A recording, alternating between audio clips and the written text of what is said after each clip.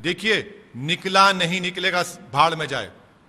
91 का एक्ट ये कहता है कि 15 अगस्त 1947 को मस्जिद, मंदिर, गिरजाघर जो भी थी होगी, उसका ना नेचर चेंज होगा ना उसका कैरेक्टर चेंज होगा। आप होते कौन है भाई, कहां रोकेंगे? कल मैं जाकर कहूंगा कि प्रधानमंत्री के घर के नीचे मस्जिद तो खोदने देंगे कोर्ट मुझे? हैं? कहां रुकेंगे आप? मैं बोलूंगा नहीं, उस घर के नीचे है मस्जिद मेरी, आप देंगे मुझे खोदने का? देंगे आप? मैं कहूँ सर्वे कमिश्नर अपॉइंट करिए, मैं बताऊंगा आपको मस्जिद है। नहीं, खाने खां जहां का उसमें मॉन्यूमेंट निकलेगा, दे देंगे क्या मेरे को आप?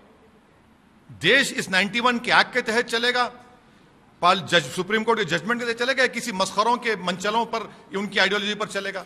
ये तमाम के तमाम लोग संघ परिवार से जुड़े हुए हैं और इन्हीं का तमाशा है पूरा ये।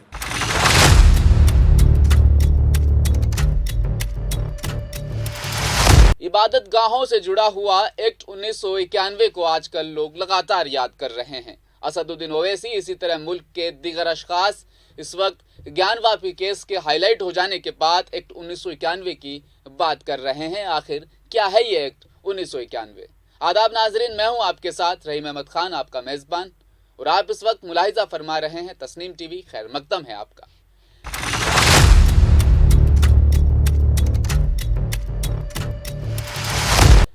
याद रखना चाहिए कि इबादत के मकामात, यानी इसके लिए खुसूसी इंतजामात जो किए गए एक्ट 1991 के तहत, मोहब्बत, अमन और हम आहंगी की शानदार रिवायत के तहफ़्फ़ुज़ और तरक्की के लिए इस एक्ट को लाया गया था।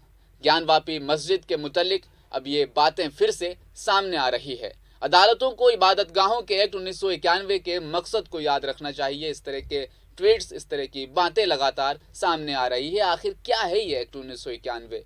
मस्जिद में शिवलिंग मिलने के दावे के बाद वाराणसी की अदालत ने इस जगह को सील करने का हुक्म दिया है।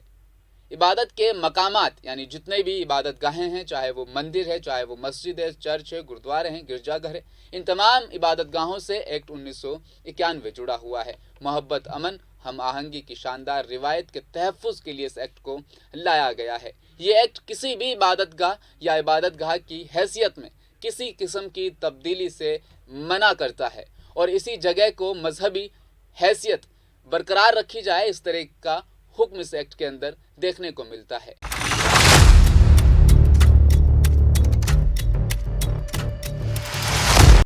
मजहबी हैसियत को बरकरार रखा जाए, इसकी तायद ये एक्ट करता है। जैसा कि 15 अगस्त 1947 तक जो भी इमारत जिस हालत में थी, यह एक्ट उसकी हिफाजत करता है।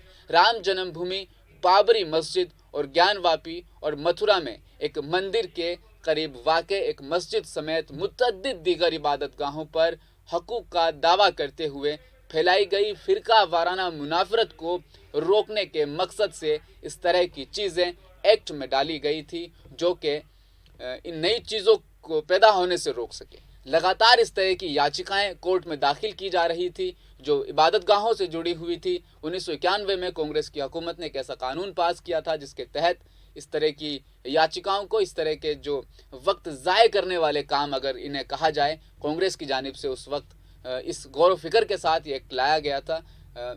एतराज़ ये जताया गया था कि कांग्रेस जो अल्पसंख्यक है, जो पिछड़े हुए लोग हैं, उनको खुश करने के लिए ऐसा कर रही है। लेकिन उस वक्त कोर्ट का वक्त बहुत ज़ाया हो रहा था। हुकूमत ने काम तरक्की की, मुल्क में बढ़ती महंगाई, बेरोज़गारी, इन जैसे मुद्दों से इस वक्त लड़ रहे हैं।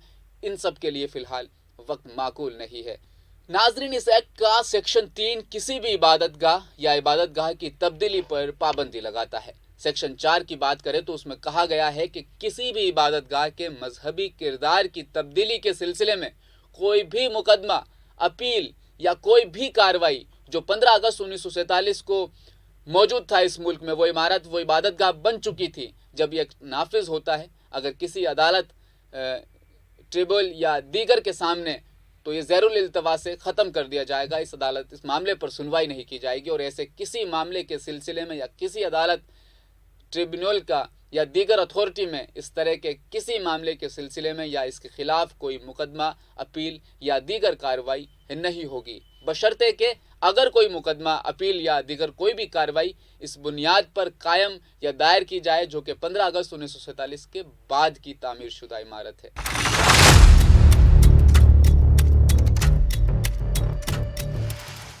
ये معاملہ صدیوں پہلے تبدیل ہونے والی عبادت گاہوں سے متعلق مسائل کو اٹھانے اور مشتعل کرنے کے ایجنڈے کا حصہ معلوم ہوتا ہے۔ اس معاملے میں اسی طرح کے دیگر کوششوں سے فرقہ وارانہ ہم آہنگی کو ٹھیس پہنچ رہی ہے۔ یہ معاملہ سپریم کورٹ میں زیر سماعت ہے، حالانکہ سروے آرڈر پر روک لگانے کا کوئی عبوری حکم جاری نہیں کیا گیا ہے، لیکن مناسب طریقہ کار یہ تھا کہ نچلی عدالت اس وقت تک سروے نہ کرتی یا سروے کا آرڈر جاری نہ کرتی جب تک کہ سپریم کورٹ کی طرف سے اس معاملے کا فیصلہ نہ کیا جاتا۔ اب سپریم کورٹ اس پورے معاملے کی تحقیقات کرے گی۔ سپریم کورٹ کا فیصلہ جو بھی ہو، اس کے دو رس نتائج برآمد ہوں گے کہ ایک ایکٹ جو 1991 ایکٹ ہے، اس کے اطلاق کے مقدمات کو نمٹاتے وقت عدالت کو اس ایکٹ کے مقاصد اور ہدایف اور اس کے نتائج کو مد نظر رکھنا چاہیے۔ اگر اس طرح کی قانونی چارہ جوئی کی قانونی فارمز کے ذریعے فیصلے کرنے کی اجازت دی جائے، مجموعی طور پر ہمارے ملک کا سیکولر ڈھانچہ اس وقت داؤں پر لگا ہوا ہے۔